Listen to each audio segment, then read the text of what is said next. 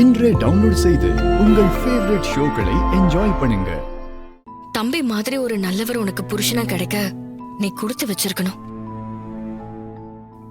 இங்க பொண்ணுங்க மனச புரிஞ்சு நடந்துக்கிற ஆம்பளைங்க ரொம்ப அபூர்வம். மாப்பிள்ள தம்பி உனக்கு கிடைச்ச பொக்கிஷம். அவரை புரிஞ்சுக்கிட்டு வாழ ஆரம்பிச்சா உன் வாழ்க்கை ரொம்ப சந்தோஷமா இருக்கும். அவர் எங்க குடும்பத்துக்கு டிரைவரா வந்தப்போவே எவ்வளவோ நல்லது செஞ்சிருக்காரு. எங்க கல்யாணத்துக்கு பிறகும் நிறைய நல்லது செஞ்சிருக்காரு. நான் வெறுத்தப்பெல்லாம் என்கிட்ட கொஞ்சம் கூட கோவப்படாம அன்பா நடந்துட்டாரு. என் மேல எப்பவும் அக்கறையா தான் இருந்திருக்காரு. என் உயிருக்கு 2 தடவை ஆபத்து வந்தப்ப கூட அவர் தான் காப்பாத்தினாரு.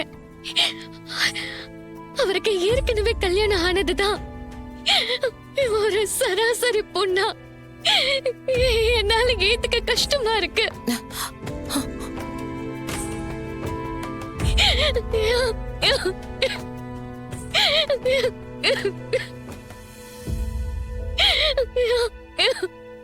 நீ சொல்றது எல்லா பொண்ணுங்களுக்கும் பொதுவா இருக்கிற குணம்தாம்மா. இருந்தாலும் வாழ்க்கையோட யதார்த்தத்தை புரிஞ்சுக்கிட்டு வாழ்றதுதான் நல்லது. சரிங்கம்மா, உங்க பொண்ணு அவருக்கு ரொம்ப பிடிக்குமா? ஏமா அப்படி கேக்குற? நான் தப்பா எதுவும் கேட்கலம்மா. உங்க பொண்ணு அவருக்கு ரொம்ப பிடிச்சிருந்தா அவருக்காக என்னென்ன செஞ்சாங்க,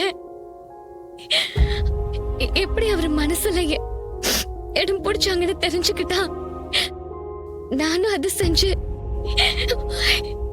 அவர் மனசுல இடம் பிடிக்க ட்ரை பண்ணலாம்ல.